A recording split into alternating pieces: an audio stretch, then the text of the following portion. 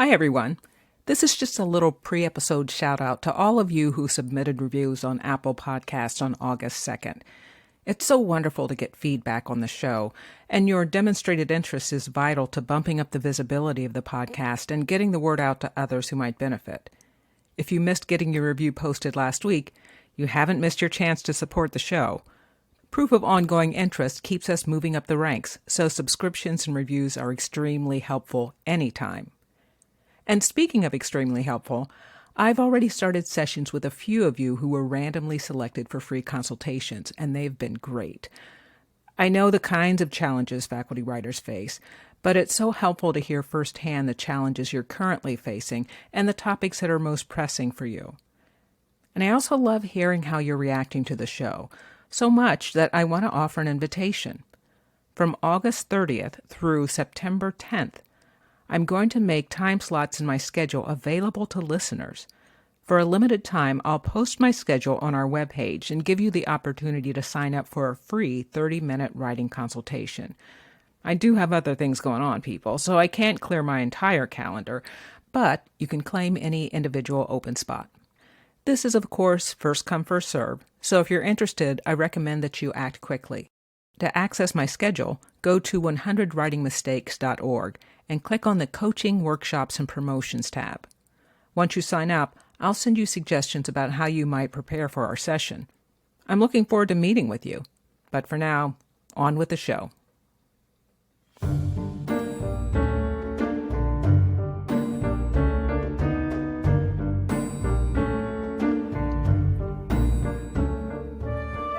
Hi, and welcome to 100 Writing Mistakes Academic Writers Make and How to Fix Them, a podcast for academics and other writers who need to get work done.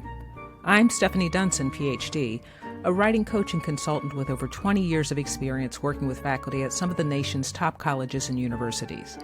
My aim in making this podcast is to help you name your challenges and make adjustments that will allow you to develop a sustainable and meaningful writing routine. In each episode, I'll focus on one of what I've observed to be the 100 most common writing challenges faculty members face. Then I'll offer proven fixes that you can adapt to your particular writing routine. Although some of the challenges are unique to academics, most will be familiar to writers of all stripes. Alrighty then, let's get started. Mistake number 7, mismanaging the start of the school year transition. So has it happened yet? Have you had that holy cow, where did the summer go moment? Are the long days of summer giving way to the creeping angst of August? Listen, if you're feeling calm and collected about the looming start of the semester, lucky you. You can probably stop listening and keep on keeping on. But if you wonder how you'll manage all you plan to do over the summer and all you need to do before the start of the semester, if you feel like you're only starting to get into a writing groove just as those pre-semester emails are starting to trickle in short, if you're concerned about the effect the transition to the school year will have on your writing routine, stay tuned. The summer break is winding down. So how did you do? Were you able to stick to your summer writing plan? Are you going to reach your goals by the start of the semester? Whether the past few months were boom or bust for your writing workload, the start of the school year will soon be upon you. How do you make a constructive transition? In other words, when trying to sustain your writing routine through and beyond the start of the semester, what's the fix? When it comes to writing productivity, 5 A's can help you make the transition from summer break to the school year and help you continue a productive writing routine. What are the 5 A's, you ask? They are assess, assort, assemble, assign, and assert. First, assess. It's time to have a reckoning regarding what you'd hoped to get done over the summer and where you are now. If you exceeded your summer writing goals, hats off to you, and please, no gloating. Maybe you got into a writing groove that ended up being super productive for you, or perhaps you were just really successful in laying out and sticking to your original summer work plan. Whatever the reason, well done. The trick now is not to get complacent in assuming that you'll effortlessly be able to carry that routine into the school year. Think about what worked, why it worked, and how it will need to be adjusted to keep you on task once the semester starts. Even if your routine feels sustainable now, there's no harm in having a plan B. If you've kept on pace and are likely to meet your objectives before the start of the semester, excellent. Keep your writing practice going by reflecting now on your next set of goals. Think about the impact the demands of the school year might have on your routine and your focus, and decide what adjustments you'll need to make to stay on track. If it looks like you'll fall short of your summer writing goals, you'll probably want to recalibrate your target for these last few weeks of the summer. If you're off your expected pace, but your end goal is within sight, you might opt to dig in your heels and make a push to get the job done. To be clear, this is not an approach I actively advocate, but as an emergency fix, it might be necessary. A more manageable approach would be to figure out what you can still realistically get done in the remaining amount of time at your disposal and move on to the next A. That is, assort. Separate your work into two categories: writing that must get done in the next few weeks, and writing that can be set aside and managed once the school year starts. Use that determination to guide your efforts over the next few weeks. Actually, regardless of whether or not you met your summer goals, this is a great use of your remaining summer work time to assort your remaining or upcoming writing tasks into separate categories of effort. Then articulate in as much detail as you can what needs to be done to attend to each one as a kind of to-do list.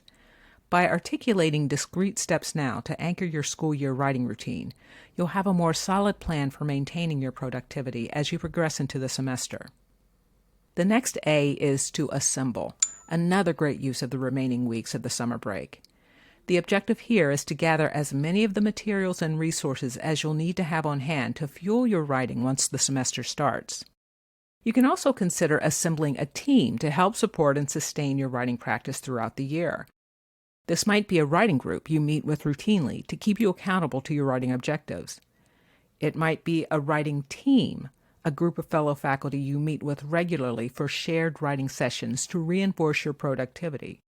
And you can also assemble writing allies, colleagues with whom you discuss your writing objectives who can advise you on navigating the semester, a chair who understands your aspirations who might help you manage competing departmental duties, or even family and friends who can support and reinforce your stated directives, even help you manage the logistics of getting writing done. Assigning requires a commitment to what your summer writing routine is transitioning to, and it begins with a calendar, ideally one that allows you to see the next 4 months at once. Plug in your teaching schedule, along with any conferences, travel, or deadlines that you're committed to, and then lay out your writing schedule. Whether you plan to write daily once the semester starts, or at particular intervals, put those blocks on your calendar for the entire semester. Maybe the idea of registering writing time like this is nothing new for you, and if in the past you've been able to maintain your writing routine in this way, this is just par for the course. But there's a problem for most of us. With teaching demands, meetings, departmental duties, it's so easy to barter those writing blocks away. That leads us to the final A, asserting. The reason to enter your writing time on your schedule right after registering your teaching, travel, and deadlines is to reinforce the idea that writing time should be just as immovable as those other features of your calendar. No matter how busy your week gets, you still show up in the classroom on the days and at the times you teach, yes? And you'd never think of scheduling a meeting on a day when you know you'll be away for a conference, right? Writing blocks should be just as definite, as immovable, as sacrosanct. Once writing time is on your schedule, you should consider yourself unavailable during those periods for anything else and for nothing other than your own writing. No emails, no course planning, no grading, no student meetings. Banish from your personal lexicon the phrase, "Well, that's generally my writing time, but..."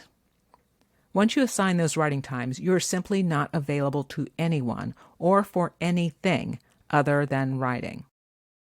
Another feature of asserting that carries throughout the school year is setting limits on other obligations. Once a school year starts, it's just easy to be pulled into additional projects, commitments, and causes that eat into your schedule. Sometimes these are important causes or valuable opportunities, but they're often things we're pulled into mainly because we feel compelled to say yes. So now's the time you should start preparing yourself to say that trickiest of all two-letter words, no. If you're coming up on an important milestone like tenure review or book completion, you should, at least temporarily, make no your default setting. If you're junior faculty feeling uncertain about the departmental cost of saying no, it's yet another good reason to look to a more senior colleague or department chair before the semester to get their suggestions and support. Let your chair know that you're pushing for the completion of a demanding writing project. Assure him or her that you want to carry your weight but also need to preserve your writing time, and ask for their guidance. Check in with a more senior colleague you trust to get advice on navigating opportunities that may arise and get their take on which causes are worth taking on. And it's best to do this before the school year so that you can understand your obligations and draw your boundaries in advance. So those are the 5 A's: assess, assort, assemble, assign, and assert. But not to overextend the whole A trope, there's actually a 6th. That is, to ask. But in fairness, this one has less to do with this summer's transition to the school year than it does with this school year's transition to next summer. While the summer is still winding down, ask yourself what you want to make sure you remember next year when you're planning your summer work. What worked well to support your writing efforts over the past 3 months, and what disappointed? How effective were you at laying out a realistic plan for the break? What were your blind spots? What were the exceptional conditions? What would you have done differently and why? Set aside your earlier expectations and try to name the things, the practices, the places that really had an impact on your productivity, for better or worse. Even if the answers are obvious to you now, it's a mistake to assume you'll remember them in 8 months. Write them down now. Make a list. Pen a letter to yourself and tuck it away in your calendar to retrieve next year. I guarantee that come next May, you'll be glad you did. Well, that's today's episode. If this mistake applies to you, try out this fix and let me know how things worked out. Remember, all of the fixes I offer are meant to be flexible interventions. There may be ways you apply my suggestions that look different from what I've described, but that work for you. In that case, it's always terrific to hear the ways you adapt a fix that makes it a more meaningful match for your particular writing routine. Also, I'd love to get you involved in the podcast. Let me know if you have a story or a solution you'd like to share for an upcoming episode. And don't forget to check my August 30th to September 10th schedule to see if you can sign up for a free writing consultation. Go to 100writingmistakes.org and click the Coaching, Workshops, and Promotion tab. If you found this episode helpful, give the show a positive rating on your pod platform of choice. Even better, subscribe to automatically receive new episodes every 2 weeks as soon as they're posted. This will really help get the word out about the series. Also, spread the news about the podcast to colleagues and friends you think might benefit, because faculty are the most underserved writers on any college campus, and with your help, I want to change that.